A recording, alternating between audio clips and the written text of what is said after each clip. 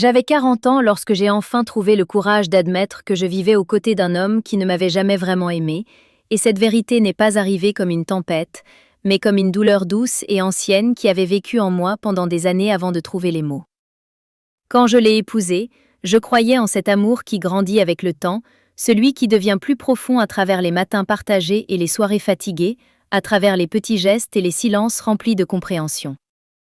Je pensais que si je donnais assez, si j'aimais assez, si je restais patiente, un jour il me regarderait non pas seulement comme sa femme, mais comme la femme dont il ne pourrait pas se passer. Au début, j'attendais ces moments, une touche douce, un sourire inattendu, une chaleur dans sa voix quand il prononçait mon nom, mais ils étaient rares, presque imaginaires, comme si je les inventais pour survivre.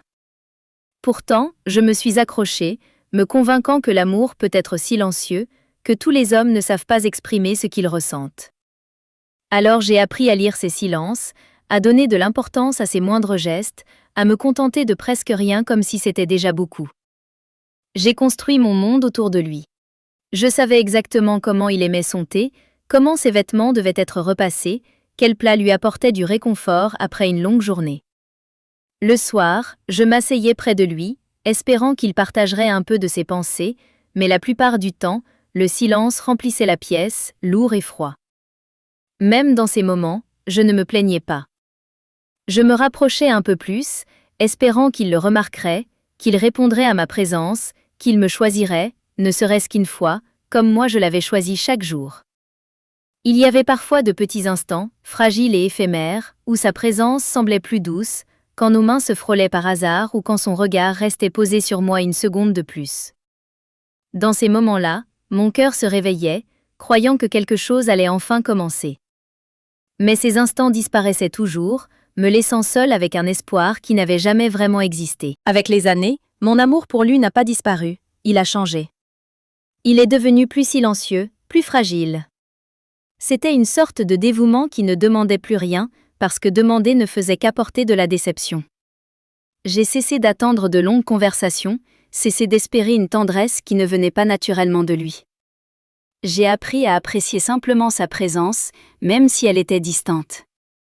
Il y avait des nuits où je me couchais à côté de lui, si proche que je pouvais entendre sa respiration, et pourtant je me sentais à des kilomètres.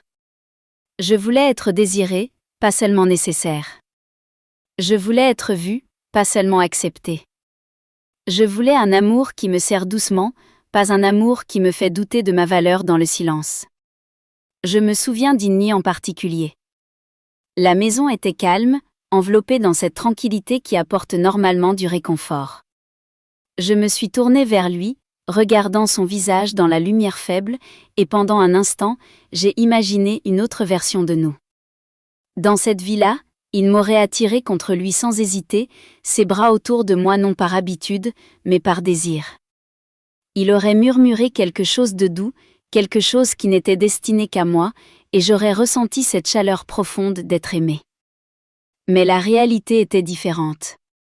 Il restait distant, même dans son sommeil, et j'ai compris à quel point j'avais vécu dans mes propres espoirs plutôt que dans la vérité. Cette nuit-là, je n'ai pas pleuré comme avant. J'ai senti quelque chose changer en moi, doucement. J'ai compris que l'amour n'est pas quelque chose qu'on m'en dit, ni quelque chose pour lequel on doit se perdre. Il doit venir naturellement, dans un regard, dans un geste spontané, dans la façon dont quelqu'un vous fait sentir que vous comptez vraiment. Et pour la première fois, j'ai arrêté de me demander pourquoi il ne pouvait pas m'aimer comme je le méritais, et j'ai commencé à me demander pourquoi j'avais accepté si peu pendant si longtemps. Après cela, je ne suis pas devenue froide. Je suis simplement devenue consciente. J'ai continué à vivre, à faire ce qu'il fallait, mais j'ai aussi commencé à penser à moi. J'ai redécouvert la femme que j'étais autrefois, celle qui riait facilement, qui avait des rêves, qui ne mesurait pas sa valeur à l'amour de quelqu'un d'autre. Je me suis remise à marcher seule le soir, sentant le vent sur ma peau comme un rappel que j'étais encore vivante, encore capable de ressentir quelque chose de vrai.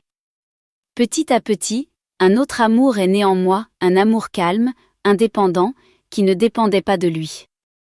J'ai compris que l'intimité ne se résume pas à la proximité physique, mais qu'elle vit dans la chaleur émotionnelle, dans le fait de se sentir en sécurité, valorisée et profondément comprise.